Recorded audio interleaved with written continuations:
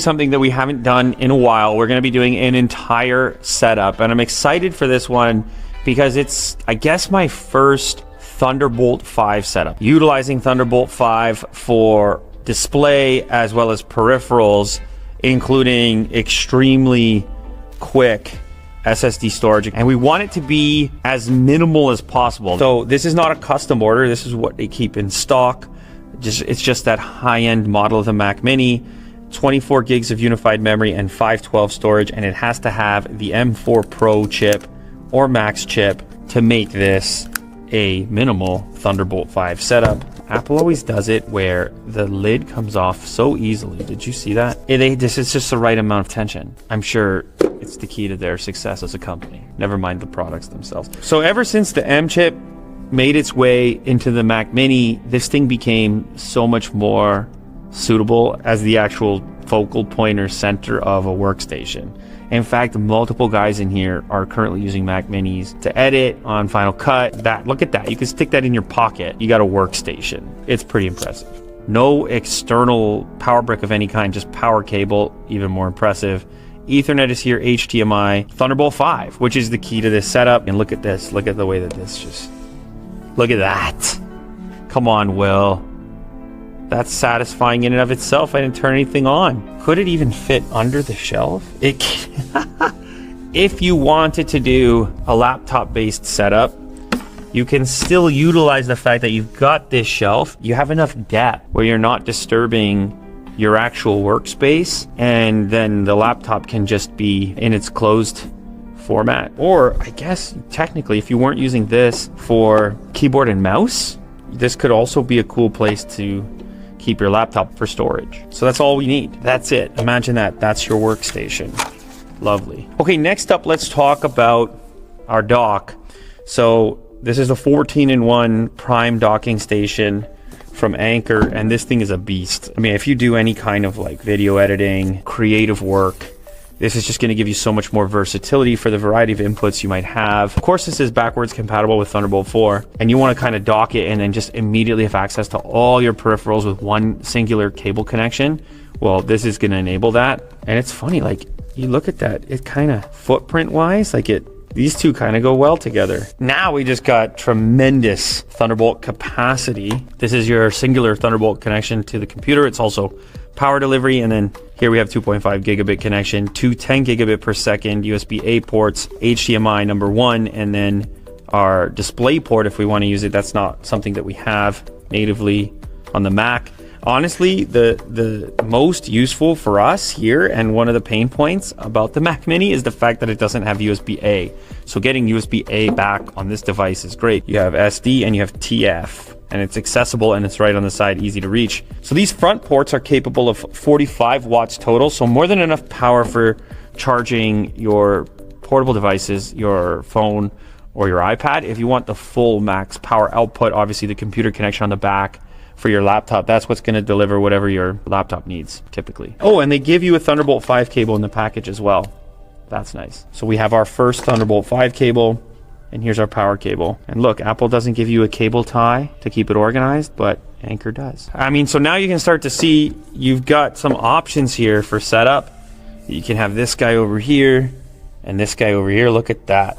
Tons of opportunities for peripherals to have charging permanently or temporarily. You can reach everything on the front, or because of that SD card slot, you could actually place this over here as well. We're gonna have to figure it out as we go and determine our ideal setup. The point is, these are really short runs for Thunderbolt between the two devices, and everything is going to be very clean and tiny when we're finished. All right, let's talk about this drive, the Rocket Extreme 5 external Thunderbolt. It is backwards compatible to USB 3.2 10 gigabit per second. It's a solid aluminum construction for better durability. It was one of the things I was kind of concerned with that when you're doing your own enclosure. You can get a cheaper 2 terabyte model. This is the 4 terabyte model. And I've seen some preliminary speed tests over 6,000 megabits per second, which is obviously tremendous. And then you can even get crazy and RAID multiple units together and just go well beyond the internal SSD storage for speed. So here's a drive,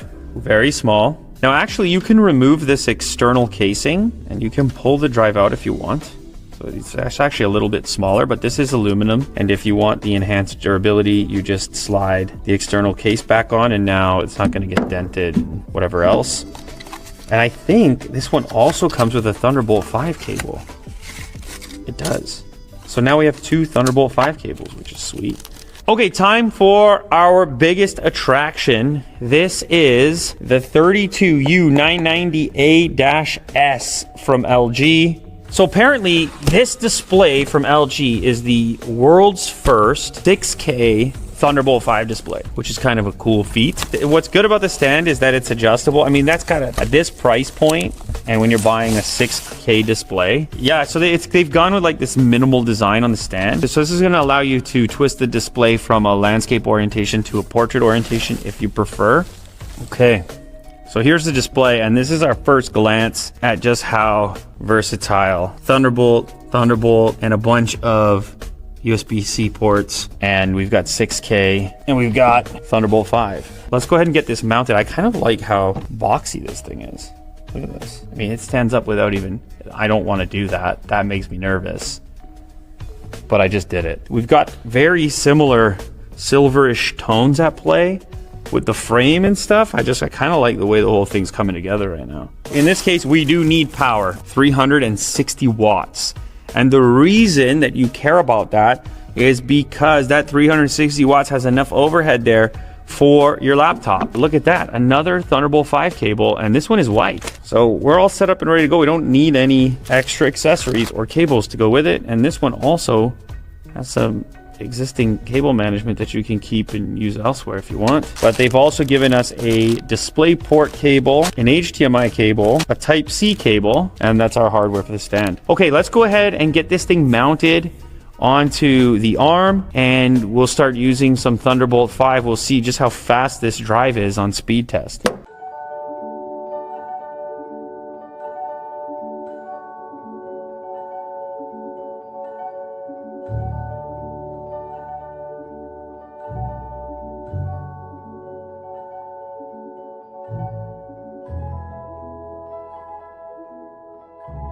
Look at how minimal and beautiful this particular setup is now. There was a little bit of thinking as far as like where to place everything. I mean, the Mac Mini is so small that you could have put it in the cable management system at the back if you didn't want it on the surface at all. But then it's like once you've got this shelf, and there's something kind of nice about just sticking them beside each other. They really don't take up much space, so why not just have it on the desktop? And then since the shelf has its support in the center and the hub has its SD card reader on the side here, it made sense to do it in this orientation with this to the left side of this post so you can access that. The display looks amazing, just sort of floating here on the arm mount. So here is the arm. This is also from Vernal. It has a little bit of cable management, and then there's these sleeves that you can run over top to hide some more cabling. And of course, all of this runs down into the cable management tray. This is where our power goes.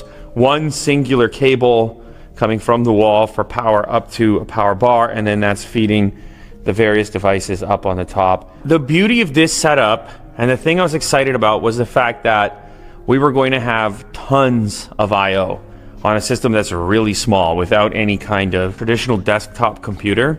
So if you look at the monitor, for example, we're using only one singular Thunderbolt connection. Look at the DP connection. Like in using DisplayPort, obviously it works, but it's so much nicer to use the modern Thunderbolt connection. It's a smaller connector. We've got 1, 2, 3, 4 that are unoccupied here, 6 that are unoccupied on the hub, so you're up to 10. And then the Mac Mini itself, 1, 2, 2 on the front, 4, 14 total available ports for expansion. So that's a bunch of external drives and peripherals and audio interfaces, and maybe if you want to have wired keyboard and mouse, although you don't need to. I told you before, there is a built-in KVM as well if you have 2 systems connected at the same time. That's built into the monitor. But whatever peripherals you choose to use, whichever type of creative professional you happen to be, or even if you happen to be a gamer as well, maybe you've got a wired headset that you prefer. The beauty of Thunderbolt 5 is massive expandability, and because of the hub,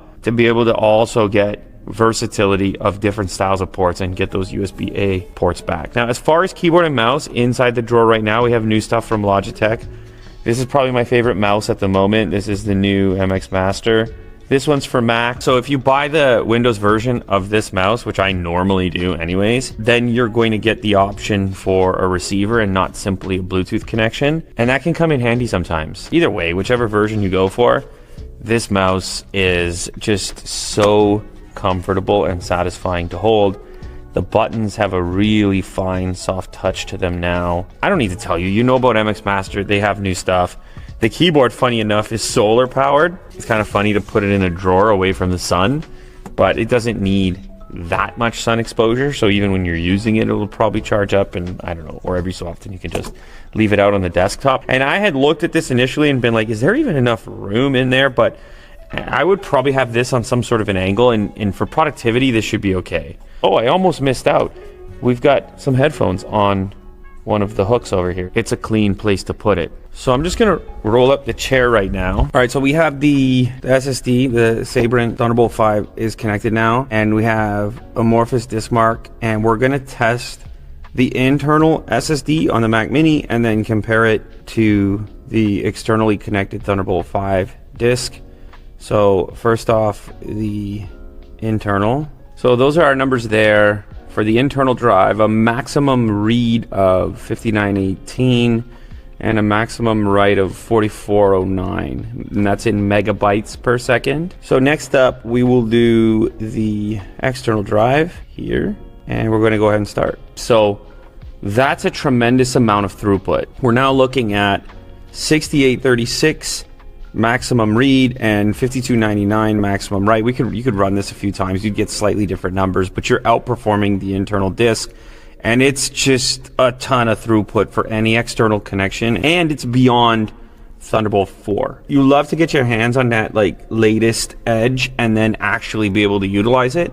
And so what does that mean in practice? Well, if you're dragging and dropping a file on here, or you're editing footage that's directly on there, multi-stream, you're just gonna have so much more headroom to work with. Another thing I just am realizing right now is how much I like this finish on this display. Obviously with Apple, you have their nano etching that they offer now, but it's for a premium price. So to get this kind of matte finish, and I'm not even near a window or something, but there's even more of an enhancement when you're dealing with reflections. Oh, by the way, so Will just brought over another disc, and this is not a cheap disc.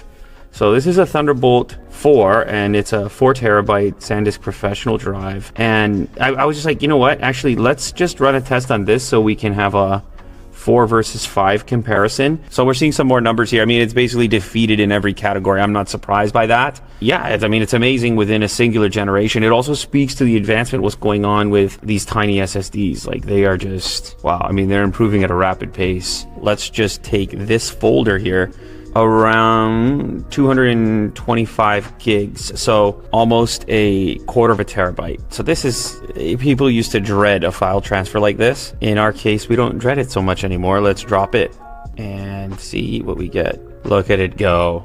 30 gigs, 40 gigs, 50 gigs. Seems like it may slow down a little bit here. So 225 gigs for us is not like an uncommon transfer.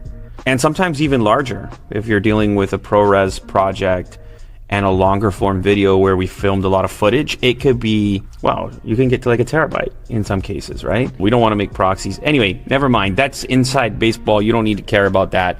But the fact is, our transfer is finished.